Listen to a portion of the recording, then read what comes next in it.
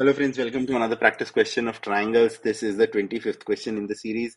I will strongly urge you to go back and watch the previous 24 as well. The link to the entire playlist is down there in the description. For your reference, ध्यान रखिएगा इस channel पे हम आपके लिए पुराने सालों में पूछे हुए सारे क्वेश्चंस और एनसीईआरटी टेक्स्ट बुक के सारे क्वेश्चंस को सॉल्व करते हैं। ये क्वेश्चन पूछा गया था सीबीएसई एग्जाम्स ऑफ 2009 में। बहुत ही इजी क्वेश्चन है, मोस्ट प्रोबेबली 1 या 2 मार्क के लिए आया होगा। क्वेश्चन बोल रहा है कि अगर एंगल एम और एंगल एन दोनों 46 डिग्री के बराबर हैं तो find the value of x, express x in terms of a, b and c, where a, b and c are the lengths of lm, mn and nk respectively. ये question बहुत easy इसलिए है क्योंकि अगर एंगल m और angle n दोनों 46 degree के बराबर हैं तो देखिए कि जो लाइन है lm, जो लाइन है lm और जो लाइन है pn, इन दोनों लाइंस को जो ट्रांसवर्सल कट कर रहा है, उसका नाम है mk। और ये दोनों लाइंस अगर एंगल एम और एंगल एन 46 डिग्री है तो एल एम और पी एन जो है ये पैरेलल है।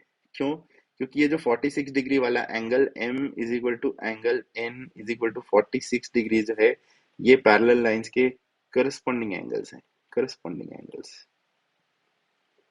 ओके, अब करस्पॉन्डिंग एंगल्स होने की वजह से क्या होता है, ये दोनों लाइन पैरेलल हो जाती है।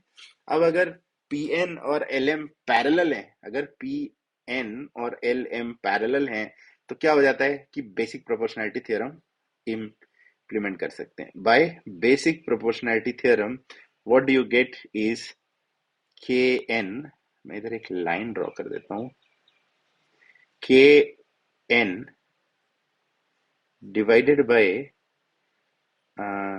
के N divided by K M, ये बराबर हो जाएगा P N divided by L M.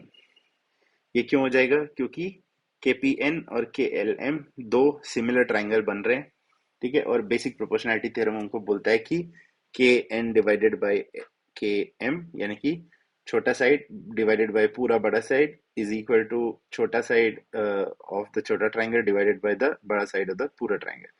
तो के एन की क्या वैल्यू है? के एन की वैल्यू है सी, ठीक है। के एन की वैल्यू है C divided by K M की वैल्यू है बी प्लस सी, और ये बराबर हो जाएगा पी एन जो कि है एक्स के बराबर डिवाइडेड बाय ए के बराबर।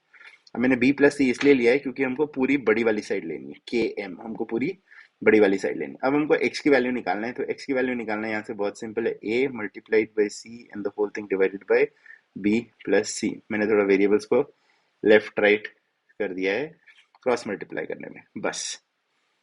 This is the solution. ये इतना कॉम्प्लिकेटेड सा या बड़ा सा जो फिगर है इसको देख के हमको बिल्कुल घबराना नहीं है।